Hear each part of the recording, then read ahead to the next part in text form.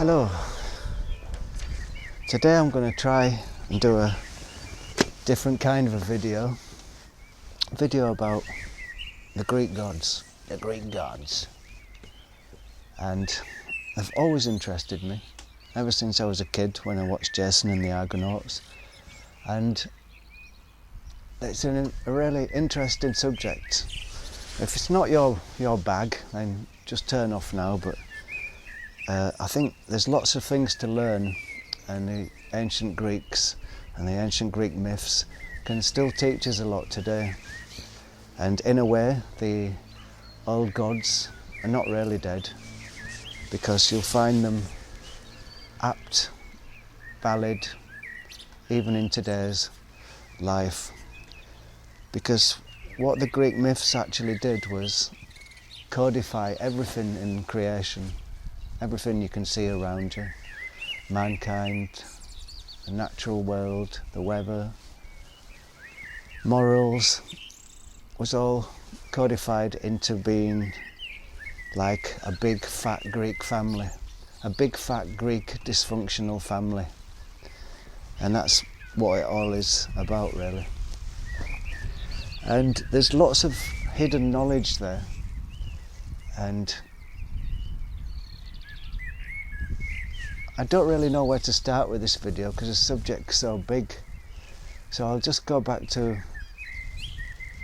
where it first interested me.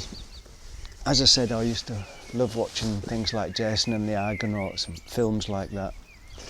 And this book here was one of the first books I ever got. I think I've even got the date in there when I got it.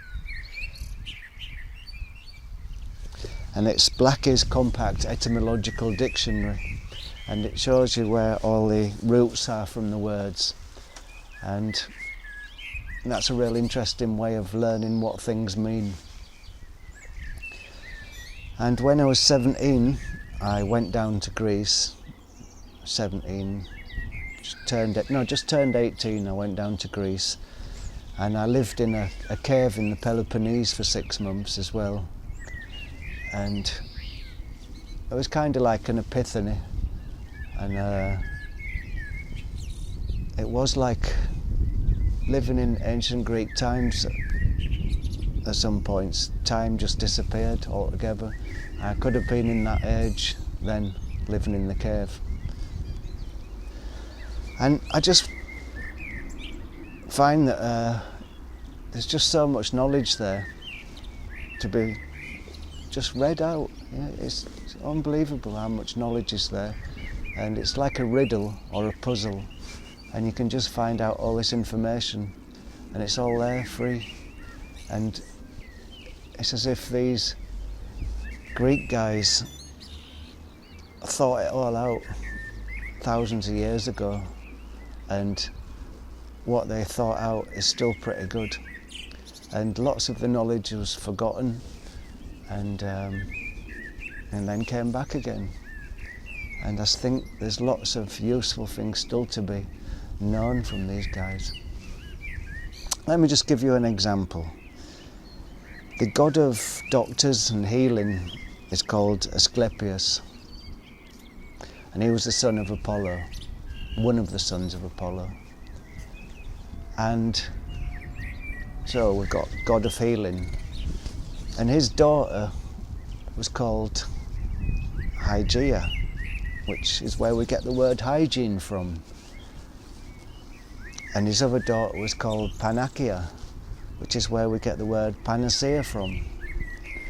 Now we all know that good health comes from hygiene. Keep yourself clean, keep the germs away. Now how did these ancient Greeks know about keeping clean is going to keeping you healthy? Did they know about germs? Makes you wonder, doesn't it? When you think about 19th century London, Victorian times, everybody living in the slums of London, living in their own waste and all the diseases around, cholera and God knows what. Nobody remembered that old Greek knowledge of hygiene and health. And if they had have done, then maybe things would have been a lot better. And that's how I mean how it puts it into a family way of thinking, a family affair. Asclepius, the god of healing, his daughter, Hygiene, and his other daughter, Panacea, cure of all evils, cure of all ills. And so there you've got some knowledge there already. That if you would have been in the slums of London in Victorian times and you knew your ancient Greek, then you'd be thinking, I'll have to sort of like think about Asclepius' family. And his family had the daughter of Hygiene and the daughter of Panacea. And if we'd have taken that knowledge, then maybe little Tom wouldn't have died of cholera.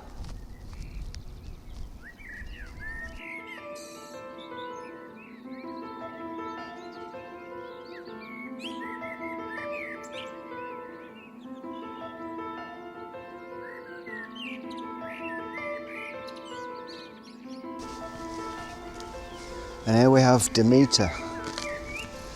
Demeter. And I was saying before about how the old Greek myths even touch on us today.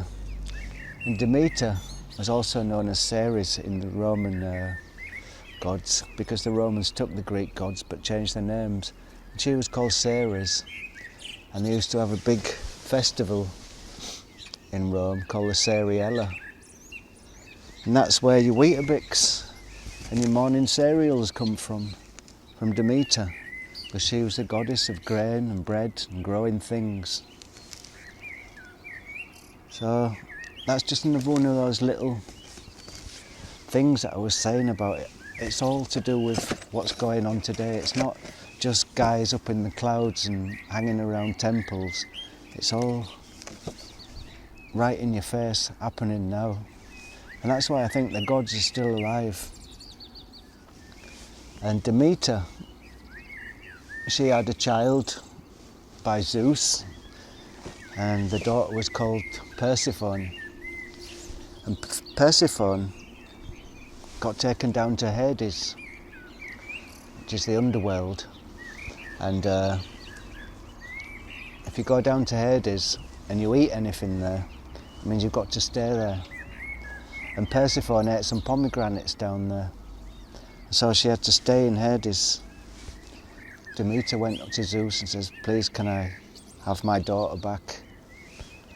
And Zeus said, okay, but she can only come back for 8 months of the year. She's got to stay in Hades for 4 months. And that 4 months, Demeter withdrew her charms from the earth. And that's why we have winter, where nothing grows and everything's barren, because she's sad, because Persephone is down there in Hades. And then when Persephone comes back up from Hades, all these flowers and all the plants start growing, because Demeter, or Ceres, has once again blessed the land and allowed things to grow.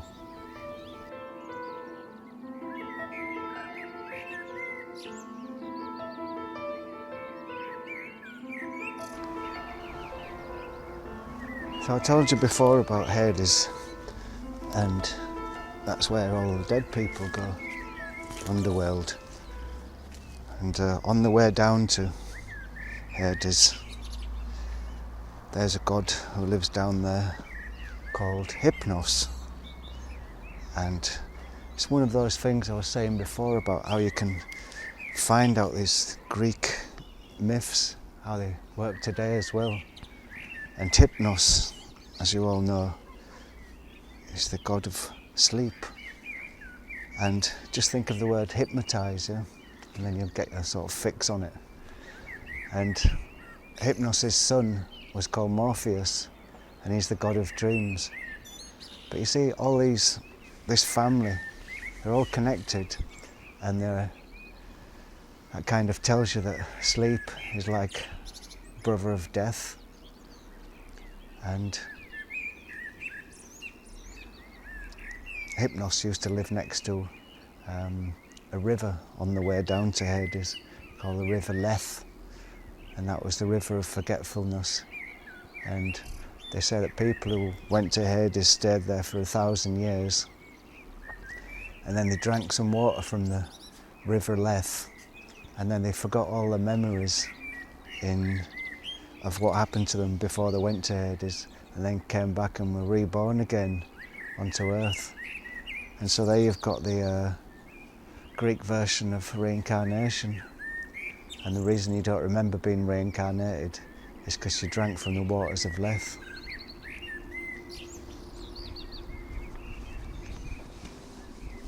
So if you like word games and puzzles, I would really recommend you having a little look at the Greek myths, because they're extremely interesting, and just from the point of finding out where words come from and what they mean, it's really very interesting. And this idea, what I said to you about them using a family as a metaphor for everything, it's a metaphor we can all understand, because we've all got families, and as well it's also a metaphor for the fact that the unity of all life. It's all one thing, you're not separate from it all, you're part of the family. You know, you're not a separate entity, you're part of the family. And I can't think of a better metaphor really than that.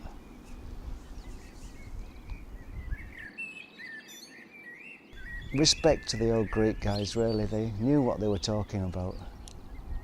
Not like a bumbling fool like me, but I'm just trying to find my way and trying to understand it before I go down to Hades.